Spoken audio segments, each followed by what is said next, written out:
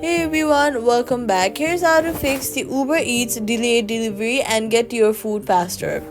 First, open the Uber Eats app and then tap on orders and select on your current order. Then see if there is a delay notice or estimated new delivery time. If the map shows a driver assigned, tap contact driver delivery partner, send a message or call to check their status. If the driver is not assigned or delay is too long, tap help or order issue and then delivery delay. Request assistance or compensation if needed. Sometimes delays happen because due to bad weather or traffic. Patience may be necessary. For future orders, try avoiding busy times like lunch or dinner rush.